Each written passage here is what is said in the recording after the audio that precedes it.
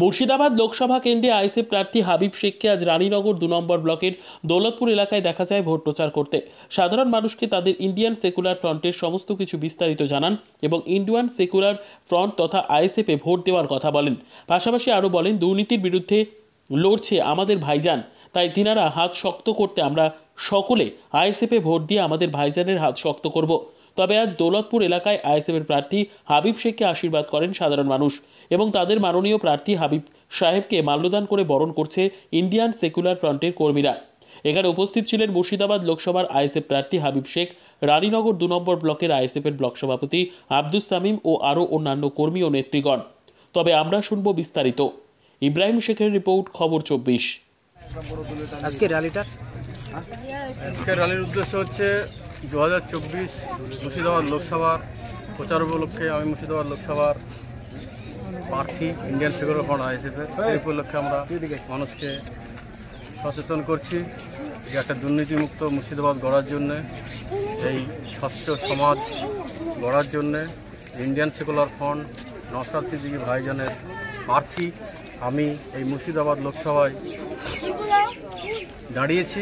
আমাকে যাতে মানুষ বিপুল ভোটে জয়যুক্ত করে এখানে থেকে দিল্লি পাঠায় এবং পার্লামেন্টে আমি যেন এই মুর্শিদাবাদের মানুষের কথা তুলে ধরতে পারি। যেভাবে মুর্শিদাবাদের মানুষকে বিগত রাজনৈতিক দল 33 বছর ধরে পিছিয়ে রেখেছেন। সিপিএম 33 বছর মুর্শিদাবাদকে শাসন করেছে, 34 বছর।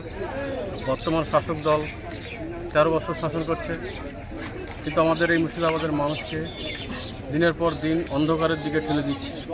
আমাদের প্রজন্মর ভবিষ্যৎ এত পিছিয়ে দিচ্ছে, তা উল্লেখ বলার মতো আমার কোনো জায়গা নেই।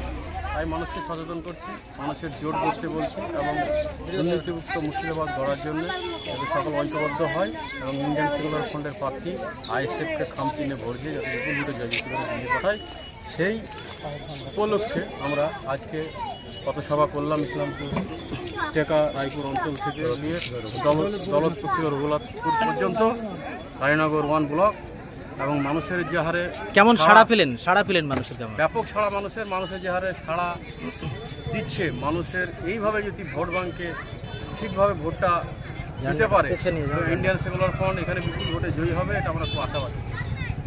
আচ্ছা, মানুষ আপনাকে ভোট দেবে কেন? ইন্ডিয়ান সেকুলার ফ্রন্ট অর্থাৎ আইএসএফকে আপনাদের ভোট দেবে কেন? ভোট দিবে কেন?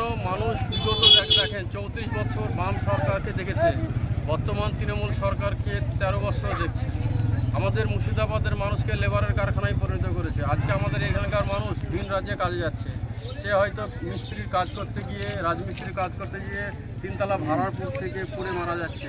তার যে শরীরটা, তার ডেড বডিটা ঠিকঠাক তার মা বাবার কাছে এসে পৌঁছাচ্ছেন। আপনারা বিগত চারিধারে দেখছেন খবরের নিউজে, ট্রেন থেকে ধাক্কা মেরে তাকে নিচে ফেলে দিচ্ছে। তাহলে কেন আমার দেশে, আমার জেলায় কেন কর্মস্থান হবে না, কেন কাজ হবে না বলুন?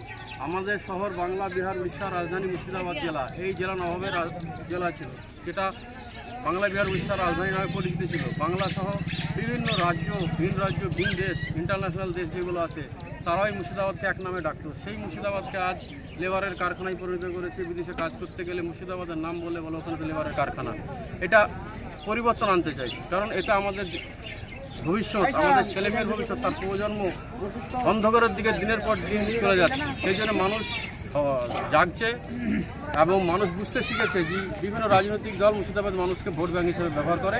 হয়তো এবার সেটা আর হবে না, তারা সঠিক জায়গায় ইন্ডিয়ান সেকুলার ফ্রন্টের প্রার্থীকে ভোট দেবে এবং যেভাবে নওশাদ ভাই বিধানসভায় মমতা ব্যানার্জির চোখে চোখ রেখে সাধারণ মানুষের কথা বলছে, সাধারণ মানুষ বলতে পশ্চিমবাংলার মানুষের সহ আমাদের মুর্শিদাবাদ জেলার মানুষের কথা বলছে, সেভাবে মানুষ বুঝতে শিখেছে যে এখান থেকে যদি ইন্ডিয়ান সেকুলার ফ্রন্টের প্রতিনিধিকে পাস করে আমরা দিল্লি পাঠাই, এই মুর্শিদাবাদের মানুষের কথা বলবে, মুর্শিদাবাদের বেকার যুবক যুবতীদের কথা বলবে, তাদের চা খাওয়ার কথা বলবে, টেবিল থাপড়িয়ে যে সরকার থাকবে লোকসভায়, তার স্পিকারের চোখে চোখ দিয়ে থাপড়িয়ে কথা বলবে সাধারণ মানুষের। ঠিক আছে, থ্যাংক ইউ।